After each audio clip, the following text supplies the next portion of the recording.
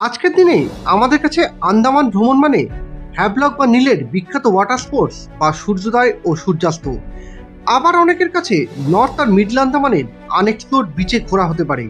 কিন্তু প্রাক স্বাধীনতা যুগে আন্দামান মানে এখানকার কুখ্যাত সেলুলার জেল, যার প্রতিটা ইটের কোনায় লুকিয়ে আছে ঔপনিবেশিক ব্রিটিশের বীর ভারতমাতার সন্তানদের প্রতি নৃশংস অত্যাচারের কাহিনী। আজকের পর্বটা ভারতের ইতিহাসের কিছু গুরুত্বপূর্ণ স্থানকে কেন্দ্র করে। তাহলে চলুন শুরু করি সেলুলার জেলের গল্প।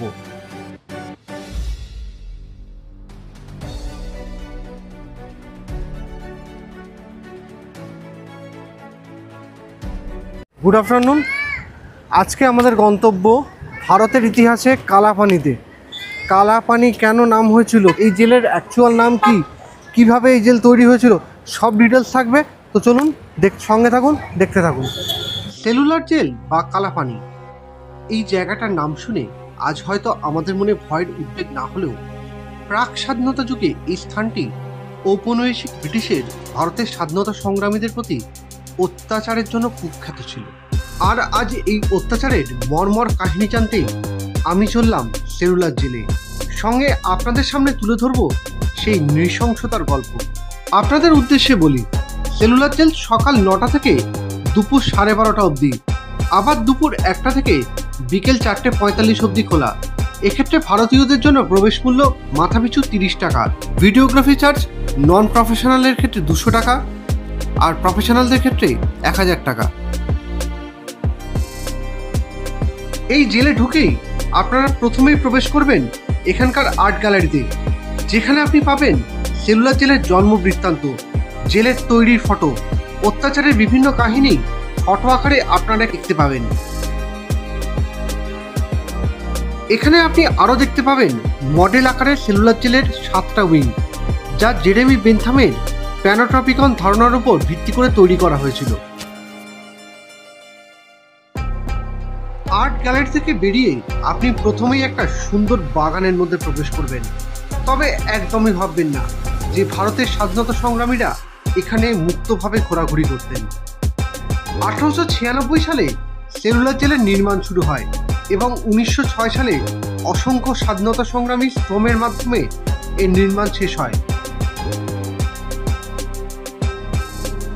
আর এটা হচ্ছে সেলুলার জেলের এক একটা করিডোর, যেখানে মোট 696টা আইসোলেটেড সেল ছিল। চলুন এবার একটা আইসোলেটেড প্রকোষ্ঠ বা সেলে প্রবেশ করা যাক। সেলুলার জেলের প্রকোষ্ঠের দৈর্ঘ্য 14 ফুট 8 ইঞ্চি আর প্রস্থে 8 ফুট 9 ইঞ্চি। আর এর মধ্যে বন্দীদেরকে সমস্ত কিছু করতে হতো, আর গেটটা এমন ভাবে লাগিয়ে দেওয়া হতো এত ভারী না, আমি চাইলেও এটা বাড়ি থেকে খুলতে পারবো না, আমার হাত কোনোভাবেই পৌঁছাচ্ছে না।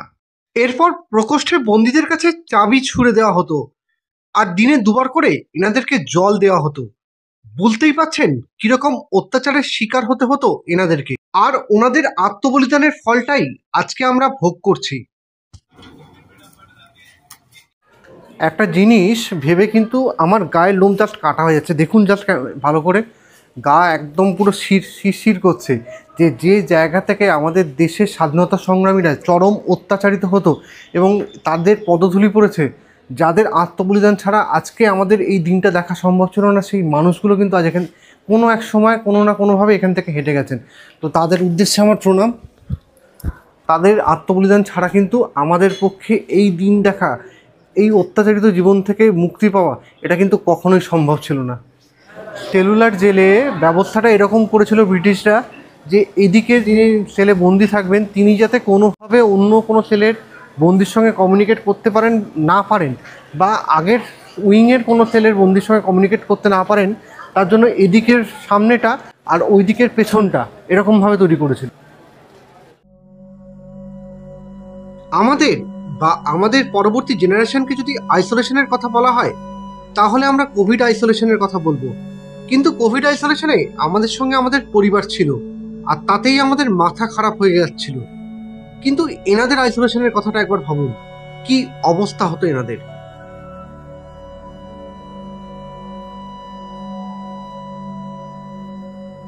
সেলুলার জেলে মোট কতজন কয়েদি ছিল তার নামের লিস্ট আছে।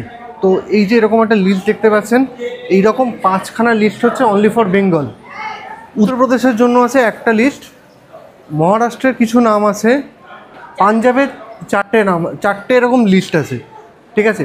তো চিন্তা করে দেখুন ভারতের স্বাধীনতা সংগ্রামে কিন্তু বাঙালিদের অবদান কতটা ছিল। অ্যাকচুয়ালি বাঙালি না, এই নামের মধ্যে কিন্তু হাতে গোনা কয়েকটা বাঙালি মুসলিম নাম আছে। আমি কিন্তু আবার বলছি, আমি ধর্ম নিরপেক্ষতার পক্ষ থেকেই বলছি, বাঙালি হিন্দুদের অবদান কিন্তু সব থেকে বেশি ছিল।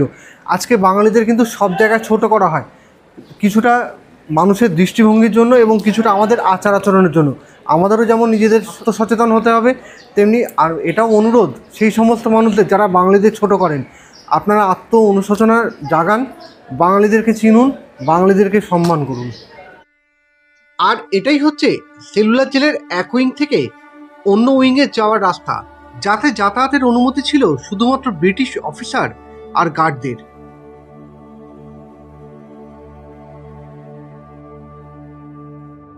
এই উইংয়েই চোখে পড়ে গেল সেলুলার জেলের পুনর্গঠন ছাড়া কয়েদিখানা, যেখানে দেওয়ালের গায়ে বন্দীরা নিজেদের দুঃখ ও যন্ত্রণার কথা লিখে রাখতেন।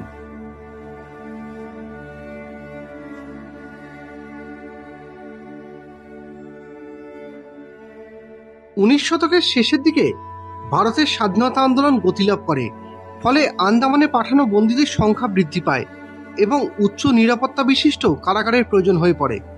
তখন চার্লস জেম লায়ন আর সার্জেন্ট এস লেথব্রিজ এর সুপারিশে তৈরি হয় সেলুলার জেলের পরিকাঠামো। এবারে আমরা প্রবেশ করতে চলেছি সেই মহান বিপ্লবীর প্রকোষ্ঠে, যাকে ইতিহাসখ্যাত নাসিক ষড়যন্ত্র মামলায় অভিযুক্ত করা হয়। তার বিরুদ্ধে অভিযোগ ছিল বিপ্লবীদের ব্রাউনিং পিস্তল সরবরাহের। এই অভিযোগে 1911 সালের 30 জানুয়ারি 25 বছরের সশ্রম কারাদণ্ডে তাকে দণ্ডিত করা হয়, যার নামে আজ পোর্ট ব্লেয়ারের আন্তর্জাতিক এয়ারপোর্টের নাম বীর বিনায়ক দামোদর সাভারকরের প্রকোষ্ঠে। বিনায়ক দামোদর সাভারকরের জেলে, যে জেলে উনি 1911 থেকে 1921 সাল অবধি ছিলেন, এই জেলটাতে। তো এই জেলে দুটো দরজা ছিল, একটা হচ্ছে এই দরজাটা আর আরেকটা হচ্ছে আউটসাইডের এই দরজাটা। এবং এখান থেকে উনি কিন্তু দেখতে পেতেন যে অন্যান্য বন্দীদের উপর ঠিক কীরকমভাবে অত্যাচার করা হচ্ছে। ওনাকে ভাঙার জন্য কিন্তু এই জিনিসটা করা হয়েছিল, কিন্তু আলটিমেটলি এতেও কিন্তু ব্রিটিশ সরকারের খুব একটা কিছু লাভ হয়নি। একটা জিনিস দেখুন, নভেম্বর মাসের গরম, মানে নভেম্বর মাস আমাদের ওখানে ঠান্ডা, আন্দামানে আমি শুধু ঘুরে বেড়াচ্ছি, কোনো সেলে বন্দি নেই, কিছু নেই, তাতে কীরকমভাবে ঘামছি। তাহলে চিন্তা করে দেখুন যে স্বাধীনতা সংগ্রামীরা কী অত্যাচারিত হতো, কীভাবে জিনিসগুলোকে ফেস করতো। এটা জাস্ট আপনার সঙ্গে শেয়ার করার জন্য আমার নিজের পার্সোনাল এক্সপিরিয়েন্স। অত্যাচারের পরিমাণটা কোন জায়গায় ছিল, এই গরমে সারাদিনে দুবার নাকি জল খেতে দিত। তো দুবার, এই একে ঘাম, এত হিউমিডিটি, তার উপর দুবার জল খাওয়া, চিন্তা করুন। আর ভাবুন না তাদের আত্মবলিদানকে। যে স্ট্রাকচার ছিল পুরোটা স্টারফিশের মতো। তো এই মুহূর্তে 3টে উইং অবশিষ্ট আছে, একটা, দুটো, 3টে, 4টে উইং ভেঙে গেছে। 4টে উইং ভেঙে গিয়ে সে জায়গায় এখন হসপিটাল হয়েছে। এখান থেকে কিন্তু পুরো ব্যাপারটা নজরদারি করতো। কোনো বন্দি কোনো দিক থেকে পালাতে গেলে বা কিছু করতে গেলে সমস্তটাই কিন্তু এই জায়গার মধ্যে ধরা পড়ে যেত। 2জন সেন্ট্রি থাকতেন এখানে, তারা এই ব্যাপারটা পুরোটা দেখাশোনা করতেন। এই জায়গাটার চারদিকে জলে ঘেরা, তাই কোনো বন্দি চাইলেও পালাতে পারতেন না। আর এই কারণেই এই জায়গাটার নাম কালাপানি। কিন্তু কোনো বন্দি যদি পালাতে চেষ্টা করতেন এবং তারপর ধরাও পড়তেন, তাহলে তাদের খুব নিষ্ঠুরভাবে শাস্তি দেওয়া হতো। এবং সেই পদ্ধতির মধ্যে একটি হলো ফাঁসি দেওয়া।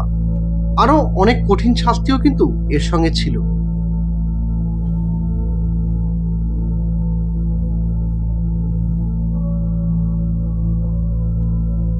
ব্রিটিশ শাসনকালে যে সমস্ত ভারতীয়রা বন্দি থাকতেন, তাদের সঙ্গে ব্রিটিশ সরকারের আচার আচরণ কীরকম ছিল, তাদের কীরকম পানিশমেন্ট দেওয়া হতো, সমস্তটা কিন্তু এখানকার কর্মশালায় আছে।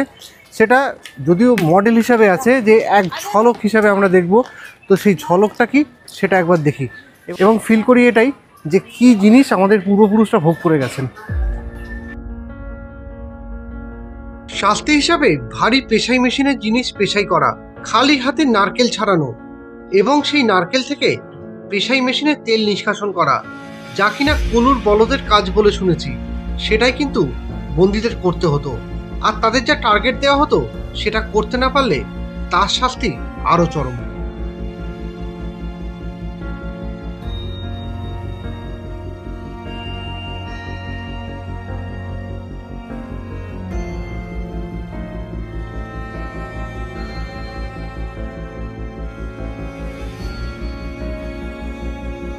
শাস্তি দেওয়ার পোশাকটাকে একবার দেখুন, চটের জামা। আমরা কটনের, পাতলা কটনের জামা পরে এই ওয়েদারে ঘেমে চান করে যাচ্ছি। এই অবস্থায় যদি কাউকে চটের জামা পরানো হয় আর তারপর এরকম কোমরে বেড়ি, পায়ে বেড়ি পরানো হয় এবং সেই অবস্থায় তাকে যেতে হয়, তাহলে তার পরিস্থিতিটা কী হতো সেটা বুঝতে পারছেন?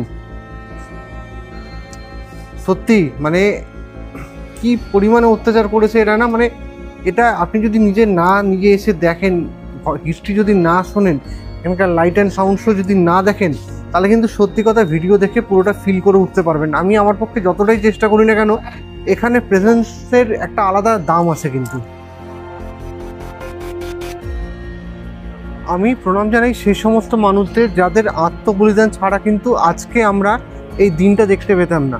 ওনাদের আত্মবলিদানের ফলেই কিন্তু আজকে আমাদের যৌবন এত রঙিন, এত সচ্ছল সমস্ত কিছু। যদি ওনারা আজকে সেই দিনকে আত্মবলিদান না করতেন, তাহলে হয়তো আজকেও আমরা ব্রিটিশের অধীনে থাকতাম। আর হয়তো আমাদের মধ্যে কেউ এরকম ব্লগ না বানিয়ে বা এরকমভাবে ওপেনলি না ঘুরিয়ে এই সেলুলার জেলেই পোস্ট।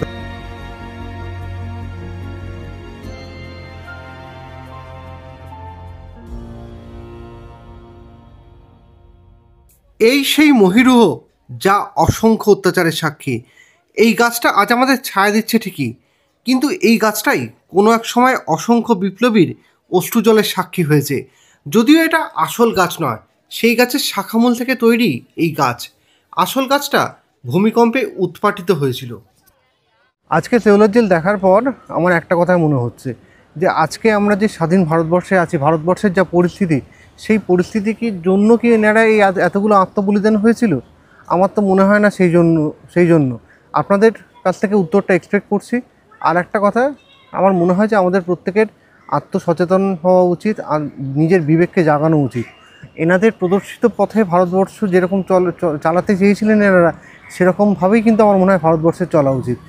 না হলে কিন্তু এই একদিন 15ই আগস্ট সেলিব্রেশন করলাম, একদিন 26শে জানুয়ারি সেলিব্রেশন করলাম, বা সেলুলার জেলে এসে দুটো বড় বড় মানে কথা বললাম বা নিজের বিবেককে জাগ্রত করলাম, মুখ ভার করে সেলুলার জেল থেকে বেরোলাম, এগুলো কোনোটা করেই কিন্তু আমাদের কোনো মানে আলটিমেট কোনো উন্নতি হবে না। যেটা ওনাদের উদ্দেশ্য ছিল সেটা যদি আমরা সার্থক করতে পারি, তবেই ওনাদের আত্মবলিদান সার্থক বলে আমার মনে হয়। আমার তো এটা মনে হয়। আপনাদের যদি এটা মনে হয় বা অন্য কিছু মনে হয়, আমাকে অবশ্যই কমেন্ট করে জানাবেন। জয় হিন্দ, বন্দে মাতারাম।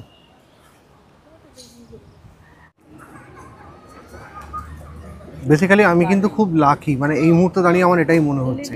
তার কারণ হচ্ছে আজকে আমি স্বাধীন ভারতে আছি। একটা কথা বলি, সেটা হচ্ছে যে তৎকালীন যুগে যারা বন্দি ছিলেন তাদের কিন্তু, আজকে আমি সেলুলার জেল ঘুরে খুব টায়ার্ড হয়েছি, বাইরে বেরিয়ে ইচ্ছা হলো ডাবের জল খাই, ডাবের জল খাচ্ছি। কিন্তু তৎকালীন যুগে যারা সেখানে বন্দি ছিলেন সেলুলার জেলের মধ্যে, তারা কিন্তু 2 ফোঁটা জলের জন্য, ডাবের জল তো স্বপ্ন ছেড়ে দিন, নোংরা জল দিত। সেই নোংরা জল খাওয়ার জন্য কিন্তু তাদের দিনে 2বারের বেশি জল দিত না, এবং সেই জলটা পাওয়ার জন্য তাদেরকে অনেক অত্যাচার সইতে হতো। তো তাদের আত্মবলিদান ছাড়া তো আমাদের এই জিনিসটা পাওয়া সম্ভব ছিল না।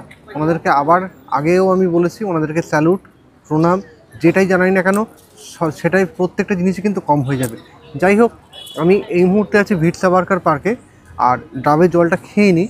ডাবের জলটা খেয়ে নেওয়ার পর আমি আপনাদেরকে বীর সাভারকার পার্কটা ঘুরিয়ে দেখাচ্ছি।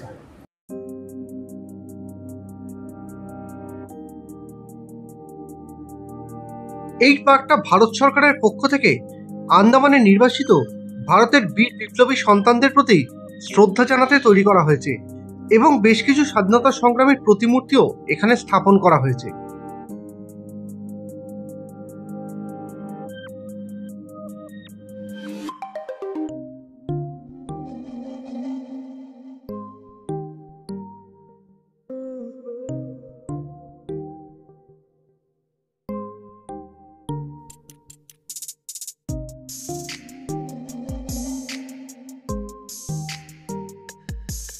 সেলুলার জেলের বিষয়ে বিস্তারিতভাবে জানতে গেলে আপনাকে এখানকার লাইট অ্যান্ড সাউন্ড শো অবশ্যই দেখতে হবে।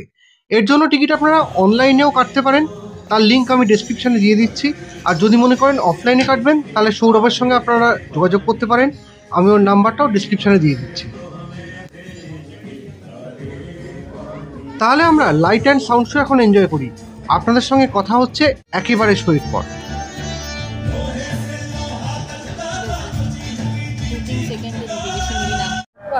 সেলুলার জেলের লাইট অ্যান্ড সাউন্ড শোর এক্সপিরিয়েন্স কিন্তু খুব ভালো। মানে এখানে পরিষ্কারভাবে আপনাকে বলবে কিভাবে জেল তৈরি হয়েছিল, কত সাল থেকে কত সাল সময় লেগেছিল, কতগুলো পুটরি আছে। মানে আপনি যদি সেলুলার জেলের হিস্ট্রি খুব ভালোভাবে জানতে চান তাহলে কিন্তু লাইট অ্যান্ড সাউন্ড শো অবশ্যই মাস্ট ভিজিট একটা জিনিস। আর নেক্সট হচ্ছে 1941 সালের পর যখন আফটার সেকেন্ড ওয়ার্ল্ড ওয়ার বা ডিউরিং সেকেন্ড ওয়ার্ল্ড ওয়ার পিরিয়ডে সেই সময় জাপানিরা কীরকমভাবে বন্দির সঙ্গে ট্রিট করতো, নেতাজি সুভাষচন্দ্র বসু কোন সময়টা এখানে এসেছিলেন এবং কোন সময় উনি এখানে ফ্ল্যাগ হোস্টিং করেছিলেন, সমস্ত কিছু ইনভিভিডলি আপনারা জানতে পারবেন। তো light and sound show must visit. এই ব্লগটা কালকে কন্টিনিউ করব আবার এক ঐতিহাসিক জায়গা থেকে। ততক্ষণ শুভরাত্রি। আমরা অলরেডি জানি যে 1943 সালের 30শে ডিসেম্বর নেতাজি সুভাষচন্দ্র বসু স্বাধীন ভারতের প্রথম পতাকা উত্তোলন করেছিলেন আন্দামানের পোর্ট ব্লেয়ার শহরে। এবং উনি আন্দামানে ছিলেন, রস আইল্যান্ডে ছিলেন 1943 সালের 29শে ডিসেম্বর থেকে 31শে ডিসেম্বর অবধি। যদিও এটা আসল জায়গা নয় যেখানে উনি পতাকা উত্তোলন করেছিলেন, কিন্তু যেমন সেলুলার জেলের স্বাধীনতা সংগ্রামীরা জল ঝড় উপেক্ষা করে ভারতের স্বাধীনতায় অংশ নিয়েছিলেন, ঠিক একইভাবে নেতাজিরও ভারতের স্বাধীনতায় অবদান কোনো অংশেই কম নয়। তাই ওনাকে শ্রদ্ধা জানাতে রস আইল্যান্ডের নাম পরিবর্তন করে নেতাজি সুভাষচন্দ্র বসু দ্বীপ করা হয়েছে। আর এখানে একটা স্মৃতিসৌধ করা হয়েছে সেই দিনের কথা মনে করে।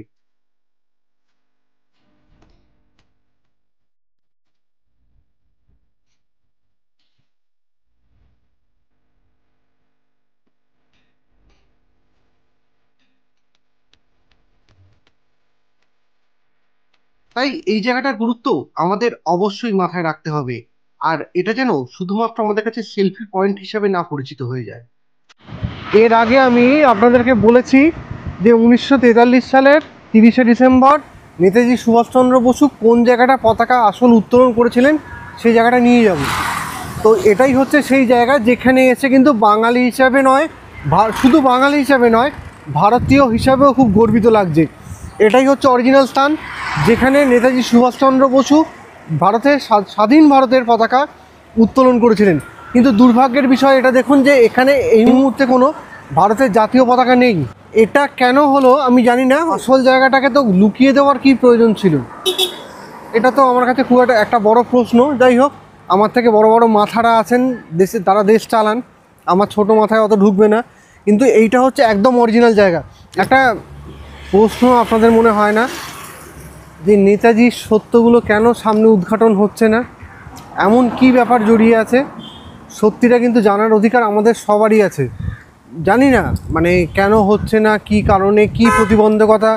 অনেকেই প্রতিশ্রুতি দিয়ে আছেন সরকারে যে নেতাজি সম্পর্কিত তথ্যগুলো সবসময় বাইরে আসবে। স্বাধীনতা মানে আপনার আমার কাছে হয়তো 26শে জানুয়ারি, 15ই আগস্ট এই দিনগুলো হতে পারে, কিন্তু এই সমস্ত মানুষের আত্মবলিদান ছাড়া কিন্তু কখনোই সম্ভব ছিল না। সেলুলার জেলে যারা গেছেন তারা খুব ভালো করে জানেন যে কী নির্মমভাবে অত্যাচার করা হতো আমাদের ভারতীয়দের উপর। একটা কথা বলুন তো, সশস্ত্র আমি কিন্তু অহিংসবাদকে ছোট করছি না, প্রথমেই বলে দিচ্ছি। অহিংসবাদের মধ্যে লবণ সত্যাগ্রহ, দান্ডি আন্দোলন সবকটাই ভারতের স্বাধীনতা সংগ্রামে খুব বড় ভূমিকা নিয়েছিল। কিন্তু আমার মনে হয় যে সশস্ত্র সংগ্রাম ছাড়া আমাদের ভারতের স্বাধীনতা কিন্তু আর এত তাড়াতাড়ি আসতো না। যাই হোক, নেতাজির নাম করে আন্দামানে ঠিক এই মেমোরিয়ালের পাশে একটা স্টেডিয়াম আছে, তো সেই স্টেডিয়ামটা আপনাদের একবার নিয়ে যাই, দেখে নিই।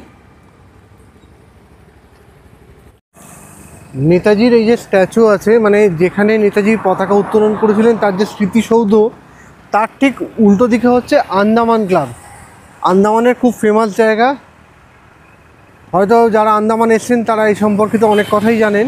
পুরো পোর্ট ব্লেয়ার শহরে আমরা স্কুটি ভাড়া নিয়ে ঘুরেছিলাম, আর ঘুরতে ঘুরতে নজরে পড়লো এখানকার রামকৃষ্ণ মিশন।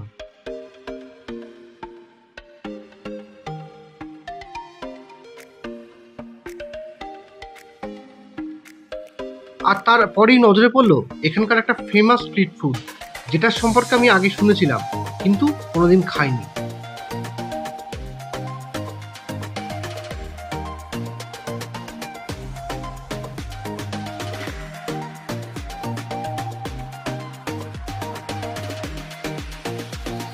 আচ্ছা, এটা হচ্ছে পোর্ট ব্লেয়ারের একটা ফেমাস চাটপাটা খাবার। এটা হচ্ছে এগ কুলফি। শুনেছিলাম, খেয়ে দেখি।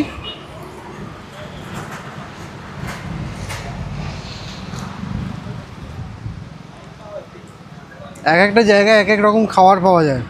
বানানোটা কিন্তু এমন কিছু কঠিন ব্যাপার নয়, কিন্তু আমরা কখনো ভাবিনি এত কম তেলে এত ভালো একটা খাবার হতে পারে।